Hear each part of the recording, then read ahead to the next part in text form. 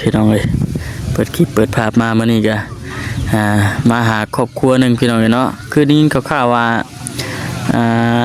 ผู้ที่ว่าทั้งเงินเขาเดินทางมาหานี่เพิ่นเป็นครูเนาะพี่น้องเนาะเป็นครูเป็นอาจารย์สอนลูกศิษย์นี่แหละแต่ว่าเป็นจังไรแต่ที่ไปที่มาเพิ่นเนาะทางบ่คำก็ยังบ่ทันได้อันเข้าใจหรือว่าเขาเรื่องเขาราวเพิ่นปานใดดอกพี่น้องเนาะมานำกันเบาซารี่เบาแซนในเบาอันจิตพร้อมพี่น้องเนาะคือทำเบาแซนนี่เพิ่นเคยมาหลายเทื่อแล้วแหละได้ยินข่าวว่าเพิ่นเป็นครูว่าซั่นเป็นจังได๋แหละเนาะมีแต่ว่าเขาไปถามไทยแล้วก็ติดตามเบิ่งไปนำกันนั่นแหละพี่น้องเนาะก่อนอื่นก็มีแต่ว่าทักทายสบายดีเด้อพี่น้องเด้อเนาะทักทายสบายดีกันเบิดสุขสุขคนพบพอกันอีกคือเก่าพี่น้องเอ้ยเนาะช่วงค่ำช่วงแรงตอนนี้ยังไม่ทันได้กลับเด้อพี่น้องเด้อจบจากนี้พุ่นแหละจบจากนี้มันสิได้กลับเมืองเฮือนมาซานตอนนี้นะอยู่ในช่วงประมาณ5 โมงแรง5 โมงเย็นพี่น้องเนาะแวะเข้ามาถามไทยครอบครัวนี่ก่อนแล้วจังสิได้พากันเดินทางกลับจังไดก็ฝากทางพ่อแม่พี่น้องพี่เข้ามากดติดตามครับชมเบิ่งในเด้อพี่น้องเนาะเข้ามาเบิ่งมาชมเข้ามาเบิ่งแล้วก็อันจะพากดข้ามโฆษณาของบ่ข้ามไปพี่น้องเนาะมาข้ามหวานบ่เนาะฮะข้ามส้มเคี่ยวมาข้ามหวานนั่นใช่เหรอให้เบิ่งกันซะก่อนเนาะ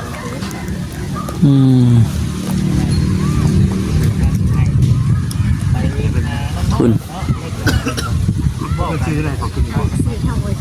คุณหน้าบ่ไม่ได้ถามคุณชื่อมันเนาะไปใช้นั่นไปใช้ไปเบิ่งกันก่อนโอ้ไปเบิ่งเพื่อนเพิ่นเอ้าอันนี้บ่ได้แม่นบ่ซั่นเอามาตามมาพี่ก็ได้ป่ะบ่จิตไปพุ่นบ่ครับป่ะกบวายพี่น้องเนาะน้ำวาย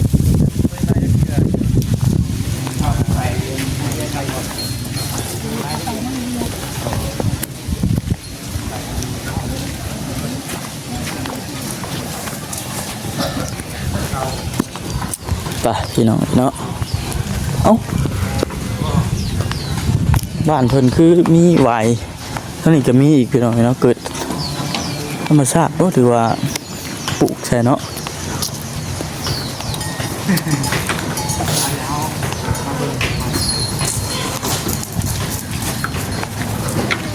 มีเฮ็ดเพิ่นก่อนที่บ่ตรงนี้นะหน้ามาก่อนบ่เพื่อนทำไมคู่คนบ่นี่เห็นป่ะปิดบ่เจ้าบ่เคยเห็นเลยข่อยบ่เคยเข้ามาเทื่อเอาไปตัดขอทางนี้ก่อนแล้วก็ได้เห็นค่าขึ้นครัวพี่น้องเนาะ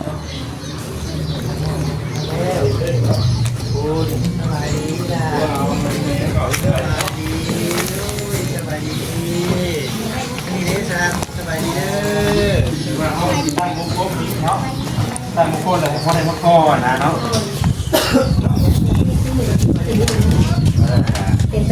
เราได้ตั้งมุกโกนเขากับโตกันได้แบบนี้เนาะถึงเขาจะไม่ได้บวกกับจ้าเราได้เทพื้นเลยจ้ะหรือว่าดูได้แล้วเนาะว่าจะเอาห่วงพื้นที่เขาจะอยู่ก่อนเอาปัจจุบันนี่พากันนอนใช่เนาะนอนอยู่อันเฮือนหลังนั้นบ่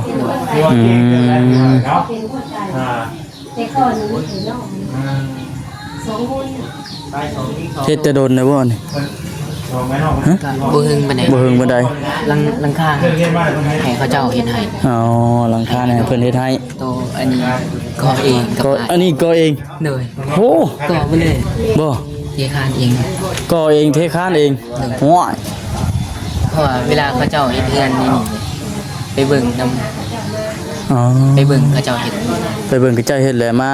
ทดลองเฮ็ดเองบัดเลยแล้วก็เฮ็ดในเบิ่งใน YouTube นำคือทั้งน้องๆเพิ่นพากันเฮ็ดแต่พี่น้องเนาะก็ถือว่าโอเคอยู่เด้อซะเนาะสีไม้ลายมือก็ได้ตัวนั้นน่ะมันสิบ่งามไอ้อันเริ่ม เฮ็ดทำอิฐน่ะอยู่ไสบ่อนใดอันน่ะ พาตัวนี้ บ่พาตัวนั้นบ่โอ้ตัวนั้นบ่ โดด อ่า อันนี้เริ่มอยากเข้าใจปูนเลย อันนี้ได้ โดดอันนี้ อืม อยากใครใน โอ้ ขางนั่นเนาะ ก็ถือว่าโอเคเลยน้องเอ้ย 3บ่ สุดยอดแล้วสำนี้ก็ได้เนาะ ได้บ้องนี่ก็เฮา ใช้เวลาเฮ็ด ควงนึง ประมาณเท่าไหร่ 2 4 6 โต ตัวกอนี่ตัวก ครึ่ อง หนึ่งนะมือหนึ่งถึง เออ รวมทั้งหมดประมาณ4 มื้อ 4 มื้อ ถ้าคานเหตุ รอทางคารแห่งนี่ติคือแบบอ้ายน้องเฮานี่มีจักคนก็ใช่ ที่เห็ด แม่นๆนะ 2 คนเห็ด สองคนกับผู้นั้นบ่อืมหรือว่าเขาเคยเฮ็ดแบบนี้แต่ใดบ่หรือแบบ ยังบ่เคย ยังบ่เคย แต่แรกเลย เทื่อแรกก็จับจูดเลยนะเนาะว่าง่ายๆก็ เขาอยากได้เรือน อ่าโอ้ ล ถื ง อ มือเห็ดเลย งานพวกใครอยากได้ บ่ต้องหา บ่ต้องท่าเนาะลงมือเฮ็ดเลย เบิ่งเอาแล้วก็มาเฮ็ดเลยเห็นเพิ่นเฮ็ดอันเฮ็ดใกล้นี่ก็มาทดลองเบิ่ง ดู ไม่ ศึกษาเบิ่งไปเรื่อยๆนะครับ อืม เบิ่งอันนั้นนำตัวจริงนำ ถือว่าโอเคแล้วตั้งเสาตั้งหยังนี่หาอันคนมาอยู่ซอยบ่ บอกเขาเจ้ามันสิเป็นแบบจ้าง อืม เป็นแบบนายหนา บ่เลิก อืม ใครได้ตัวนั้น แล้วก็เขาเจ้ามาอยู่ไห้หาเขาเจ้ามาอยู่ไห้แบบสามัคคี สามัคคีหาเนาะ ตามกำลังมันจะ คือเฮ็ดตามงบตามแห้งเฮาก่อนได้สำนี้ก็เอาสำนี้ไปก่อนว่าซั่นติแล้วสิเฮ็ดจังไดต่อบัดทีนี้ได้คือเมื่อกี้นี่คือเห็นทางอันพอแสนเพิ่นมอบเงินให้บ่ โดย แล้วสิเฮ็ดส่วนใดก่อนดีบัด มาตอนแรกต้องวงกบ เอาวงกบบ่บัดนี่เออ ทางนั้น2ทางนี้2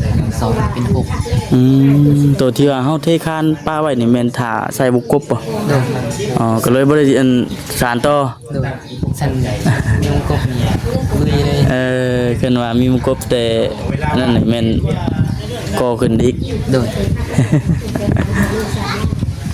บัดทีนี้สิเอาอันวงกบมาใส่ก่อน โดย แล้วจังสิอันก็เติมอีกบล็อกก็แม่นเอามาแล้วบ่ บอกอยู่ ให้น่ะไปเบิ่งเด้อฮะให้น้องเพิ่นพาไปเบิ่งก่อนพี่น้องเนาะ ผู้ชายกับผู้จักซอยเรียก โอ้นี่บ่ โดย อันนี้ก็สิเป็นแบบเทคาน ไผ ไม่ โอ้อันนี้แบบเทคาน ขึ้น ยังงอยน้ำ โอ้ แอนยังงอยน้ำ เพิ่นเอิ้นว่าจังได๋แหละมาบ่เป็นหยังแหละ ถ้าบ่คังก็บ่จักพี่น้องเนาะ เลย แล้วก็เอา เอาเก่งน้องเลยเนาะ ยามแบบ เบิ่งเด้อ พยายามนะเวลาเนาะ เทคานครั้งแรกเนี่ย ตัวนี้บ่ เลย อืม ครั้งแรกตัวนี้ครั้งที่สอง ครั้งที่สองตัวนี้เนาะ แต่คนตกแน่มึงเนี่ยก็เลยพา คำมาแต่โรงเรียน โอ้ถือว่าเก่งอยู่เลยน้องเลย แต่มันก็เป๊ะอยู่ ตัวนี้ก็ทำอิฐด้วยกัน อันนี้ตัวก่อนนี่ เนียนแล้วเขาเจ้ามาเฮ็ดเพื่อนนี่เขาเจ้าก็บอก แนะนำพร้อม ว่าให้เล็งเสือกน้อยนี้เด้อน้อยนี้เด้อ อืม แผนระดับน้ำอะไร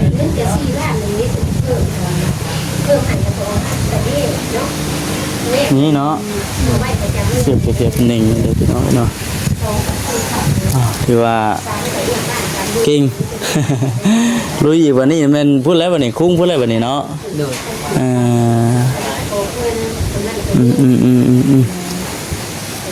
เอาพี่น้องเนาะออกมานอกพี่ก็ได้น้องเลยออกมาพี่ก็ได้พี่มายืนต้องกันพี่ก็ได้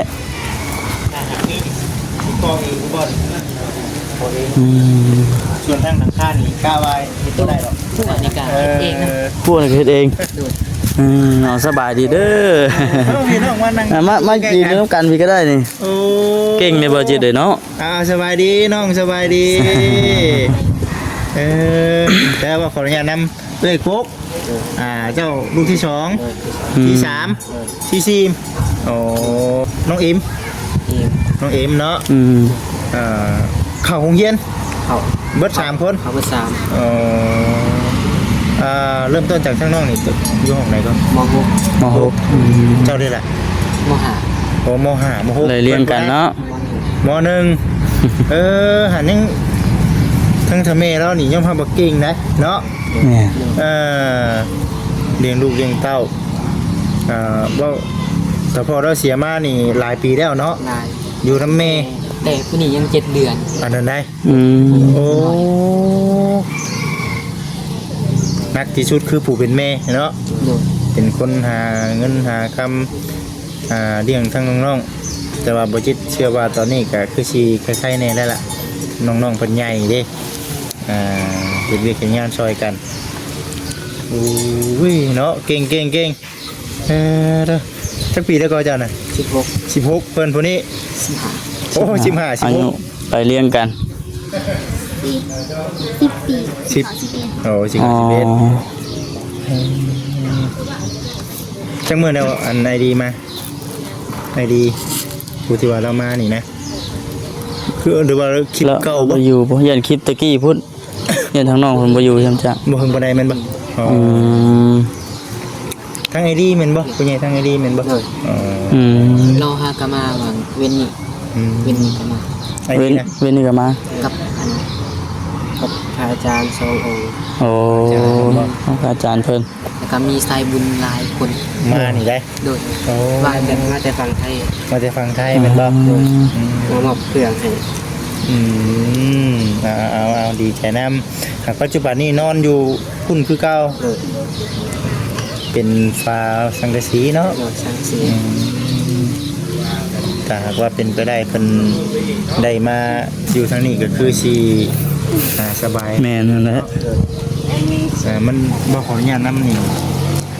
หลายนะหลายคนเนาะหลายคนเนี่ยถ้าหากว่าเฮามาอยู่นี่นี่คือสิสะดวกสบายขึ้นเติมบวกกับที่ทางของทางเฮาเองแน่เนาะ อืมคืออันบนเฮาอยู่หั่นเนี่ยเป็นที่เพิ่นบ่ โดย อืมที่ของพี่น้อง ทางพี่น้องดีแล้วเนาะอาศัยเพิ่นอยู่ก่อนโอ้น้องๆเพิ่นโอ้เก่งๆเด้อเจ้าหาบ่ก็โอ้เนาะมืออาชีพเลย จับจุดเลยก็ถือว่าเก่งตัวเด้อนะบ่จิตเนาะ เก่งเฮ็ดเองเนาะคิดินทบนี่ก็คนมาใช่เองเลย โดยถอบมาถอบไว้นี่แล้วก็คนใส่คือ วันนี้ในเรื่องหลังคานี่เป็นจังไดมีงบอยู่บ่ โดยนี่ ผมมีบ่ เลย หมดหลายเติบแล้วพี่น้องสิเฮ็ดแบบได้ทรงโมเดิร์นบ่ทรงโมเดิร์นเอาสิได้เนาะเติบหนึงอยู่ได้พี่น้องเอ้ยไอ้พี่น้อง สมมุติว่ามีงบก็มาเลยเช็ดได้บัดนี้โครงหลังคาสีกล้าว่าเฮ็ดเองได้บ่ บ่ได้ทำ บ่ได้ติ เป็นไปได้นี่อยากให้จ้างช่างเนาะ เนาะ อยากให้ช่างค่ะตัวนี้ แม่น ราคาน่ะมันใช่ช่างเพราะว่าหนึ่งคือมาตรฐานเนาะ แม่นนะ บอกว่าช่างได้คำมาเฮ็ดเอง บ่ได้ ลมมาบัดปิว ลื้อไปเบิดเลยติ เนาะแม่นคำว่าให้ได้ก็แต่ว่าการตั้งมงกุฎดิ ทางกฎหากระจอกมาเบิ่งให้นำ อ๋อ อืม เป็นตรงไหนถ้าเป็นไปได้เป็นจ้างก็บ่คิดว่าก็มีเงินก็จ้างก็ยังดีเนาะ ดีกัน เพ เนาะ ราะว่าน้องเพิ่นญาติเฮ็ดได้นี่บ่แม่นว่าสิได้เฮ็ดตลอดเนาะ มื้อใดหยุดหรือว่ามื้อใดพักโรงเรียนเนาะแม่น เลิกเพียนตอนแรก อืม 4:30น ต่อเลย เพื่อย่านี่ก็ค่ำ จบจากการเรียนแล้วก็มาสานต่อเรื่องเฮือนอีกเฮ็ดขมุกขมุมเด้เนาะอายกับน้องนี่ ได้สองคนนี่ได้เป็นหลักไปเนาะน้องๆก็อันนี้คือเพิ่นก็เป็นจังได๋บ่ขออนุญาตนำย่างบ่ได้เลย บ่ได้ บ่ได้เลย อืม เป็นมาแต่เกิดเลย แต่ว่าในเรื่องการพังนี่เข้าใจเนาะ เข้าใจ เข้าใจเบิดการเว้าดิก็ได้คือกันเนาะได้อยู่ อืม พี่น้องเอ้ยครับมีผู้รักผู้ใหญ่เพิ่นมามื้อนี้แมันบ่หลายๆท่านเพิ่นมาเยี่ยมเนาะ เลิก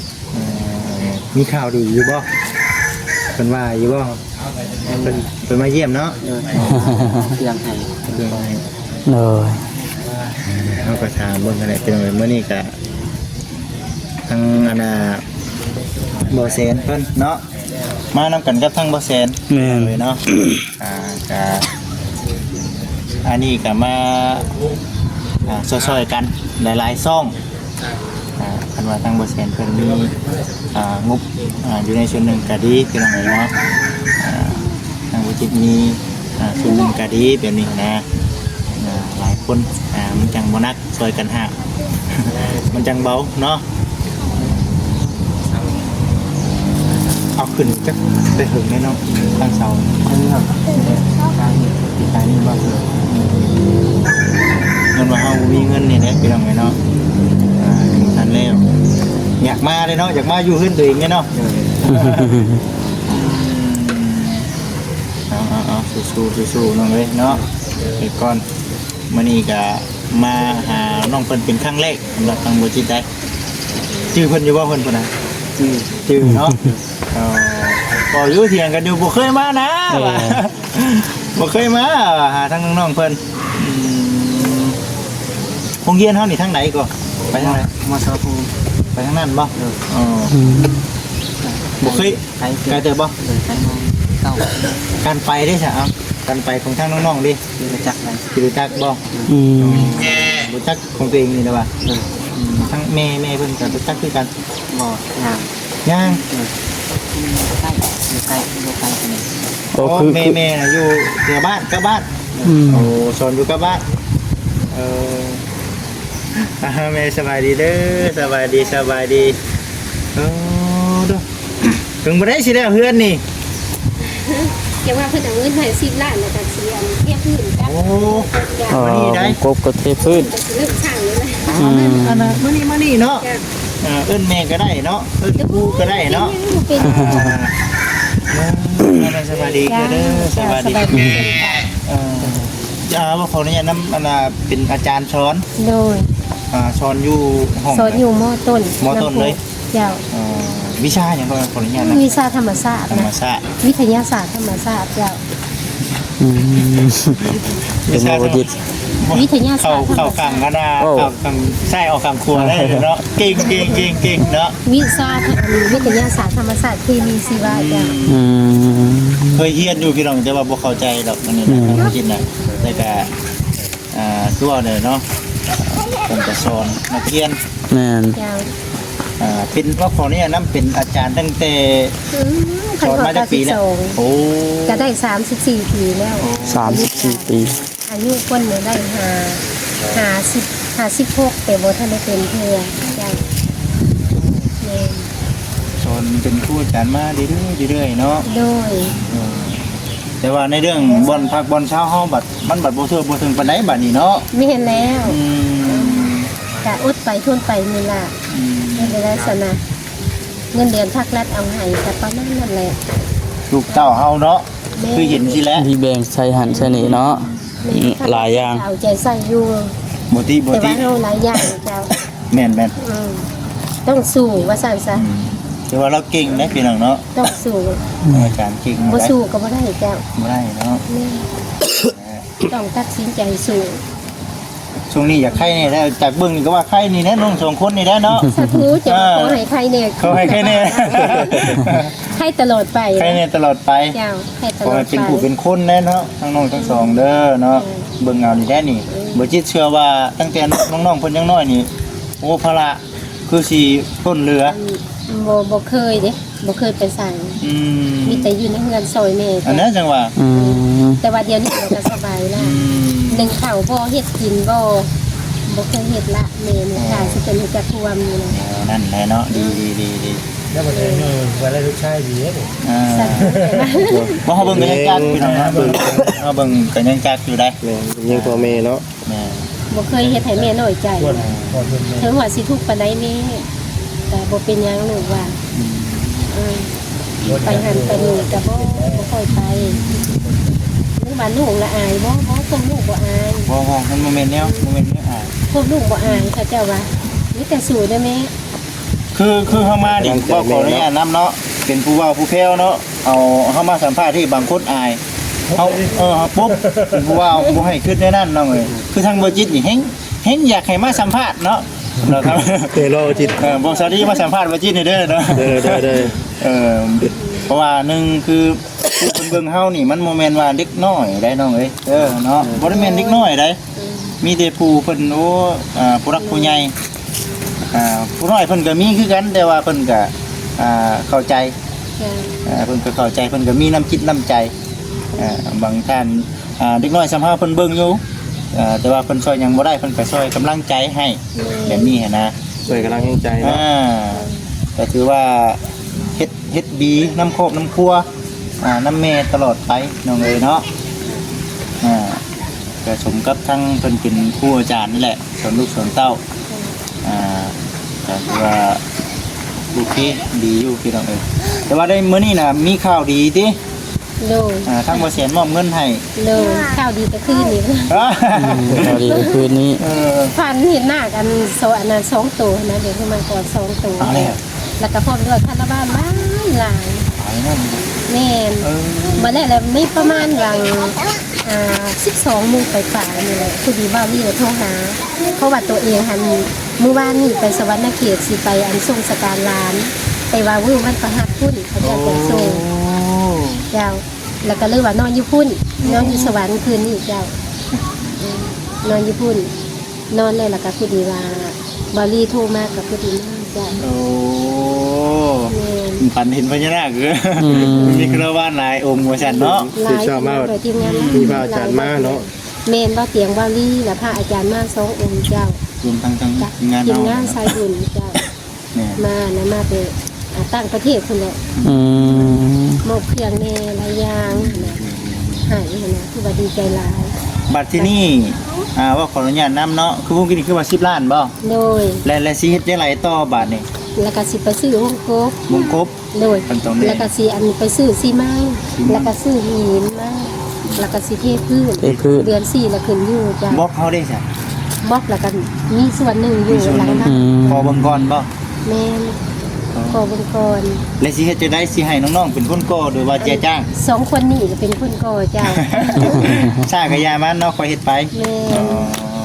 วันเสาร์วันอาทิตย์เขาเจะอาจจะก่อคืน ประหยัดงบค่าตอน10ล้านนี่แหละเนาะ แม่นแล้ววงกบตั้งบ่เป็นก็สิหาคนมาแล้วกันเอาเงินไปเป็นกินน้ำจิตน้ำใจเพิ่น สู้ได้น้องเอ้ยเนาะสู้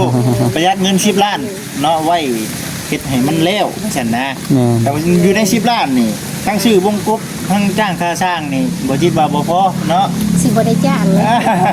แล้วก็สิหาเพิ่นนั่นมาเบิ่งสวยแล้วก็ให้งานเหมือนสุเพิ่นให้งานเหมือนสุเพิ่นนะหรือสิหาอันเขาเจ้าบ่เบิ่งนะ หลังจากว่าก็ขึ้นตั้งมาเลาะเบิ่งก่อน ไป รอเบิ่งเพื่อน เลาะเบิ่งกัน เบิ่งเพื่อนก่อนบ่ไม่ลายมือพี่น้องเอ้ยเนาะ ไป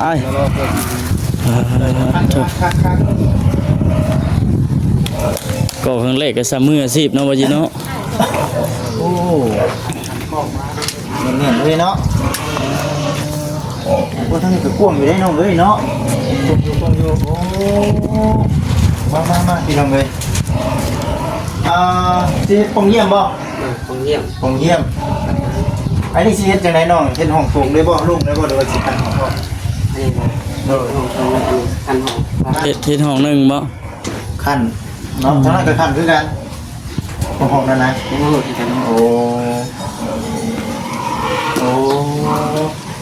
กวางอยู่ได้นี่เนาะ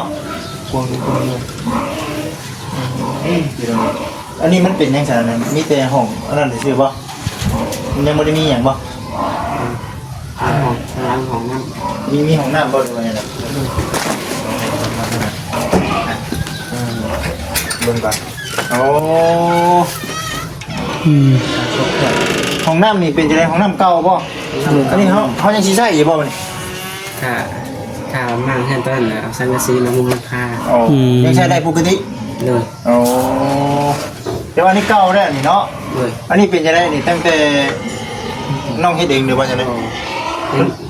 ในดินเอาเลย อ๋ออยู่น้ำดินเพิ่น อันนี้ดินเขาเนาะขายให้เบิดชุดเลยเนาะโอ้ย ของน้ำอยู่นี่เนาะสมมุติว่ามีเงินมีคำเนาะน้องเนาะเขาก็พุ่นทางนี้เห็นเพิ่นครัวเนาะบ่คิดว่าโอเคอยู่พี่น้องเอ้ยเนาะเฮ็ดไปตามมันสภาพมันนี่แหละเป็นฮอดพุ่นเนาะบ่คิดว่าคักอยู่พี่น้องเอ้ยคักๆโอ้งามนี่จะตั้งวงกบขึ้นแล้วก็สิเรียนกอกอีกเนาะโอ้ครับก็มองก่อนมาไปใกล้ๆก็ได้เดี๋ยวเก็บมาเองก็ได้หรอกได้อยู่บ้างมีแต่สู้ๆเด้อน้องเด้อเนาะตั้งใจเรียนปีนี้ม.6ปีหน้าม .7 เนาะอีกปีหน้าก็จบแล้วน้องคนนี้เนาะทั้งน้องนี่ก็ตั้งใจเรียนคือกันเนาะตั้งใจเรียนและพี่น้องเลยจะมีโอกาสบ่จิเป็นซีเข้ามาอีกเด้อพี่น้องเด้อเนาะมื้อนี้ดีใจนำทั้งครอบครัวน้องเด้อมื้อนี้เด้อเนาะมีทั้งทีมงานมีทั้งผู้หลักผู้ใหญ่เพิ่นมาเยี่ยมมาหยามทั้งที่เพื่อนมื้อนี้ก็ถือว่าเป็นวาสนาทั้งเฮาพี่น้องเลยเนาะได้ แม่น เห็นทั้งครอบครัวเพิ่นก็เห็นเพิ่นดิ้นรนเนาะในการสู่ชีวิตก็ดีใจนำใครกลัวว่าเฮาบ่ได้เฮ็ดได้สร้างหยังนะพี่น้องเอ้ยอันนี้เฮาก็ดิ้นรนซ้ำเฮาดิ้นรนนี่แหละคนเรามันก็ต้องสู้แหละน้องเอ้ยมีแต่ว่าคนนั้นมีโอกาสได้สิมาหาอีกเด้อโอเคมาสบายดีพี่น้องเอ้ยพูดไปแล้วทางนั้นเนาะเงินได้ทั้งนั้นเนาะ มาแล้วทางนั้นนะ ไปเสร็จเฮากัน ไปสอนพี่น้อง FC ทุกท่าน ตัวนี้ก็แม่น มานี่กับทั้งบ่แสนเพิ่นนี่แหละ สบายดีเด้อ สบายดี ได้มาคิดเคยมาอยู่บ่ บ่เคยข่อยบ่อยู่บ่เคยมาจักเทื่อ เคยมาบ่ แม่น ถึงมุกว่าเนาะ อยากถึงมุม ครับโอ้ยเนาะอยากงามแท้ๆ โอ้รอธรรมดาเลยเป็นคนได้หนูไหนดิ โอ้ถือว่าหนึ่งคือเพิ่นสู้เนาะสองมากกะน้องๆเพิ่นนี่ช่วย เพราะว่าเพิ่นบอกเพิ่นอยู่ปัจจุบันนี่มันโมเมนต์ดินเพิ่นดินตอนนี้คือพระอาจารย์ซื้อให้ อาจารย์ พระอาจารย์เล่นดวง โอ้อันนี้ได้แล้วบ่ได้ฮู้ ไอ้ ได้ เห็นไหมว่าพระอาจารย์เล่นดวงได้ซื้อให้นี่40,000แต่ว่าให้บอดี้ว่าผู้ซื้อให้ โอ้ฉันบ่ฉันงานพ่อพระอาจารย์ดินดวงก็จักแล้วว่าสิเด้งก็ได้เนาะ ฮู้บ่ บ่ได้ฮู้ได้ว่าอยู่โอ้ โอ้ ย ยแล้วล่ะสุดลายกับบ่ได้มีไฟเข้ามานะ หลายโอกาสปีที่ผ่านมาเลย แต่ เนาะ ท่านนี่ก็มาแวะเพิ่นเหมือนถ้าเป็นครูน่ะเพิ่นครูกับครูแล้วเพิ่นก็ช่วยเนาะเพิ่นก็หนึ่งคือภาระในครอบครัวมันหลาย กับเพิ่นดูกับมวยทีเราเองเด้กับเพื่อนอยู่เพื่อนดูทีของพี่น้องนะแต่ว่าไปเบิ่งเพื่อนเราก็จะไปเบิ่งแล้วบ่บ่อีกคนแหละ พูดเลยเนาะไปจะไปนอนไอ้บ่ต้องตึกก่อน แม่นก็มีแต่ว่าเป็นกำลังใจให้เพิ่นนั่นแหละพี่น้องเนาะ คือตอนแรก โอเคพี่น้องสบาย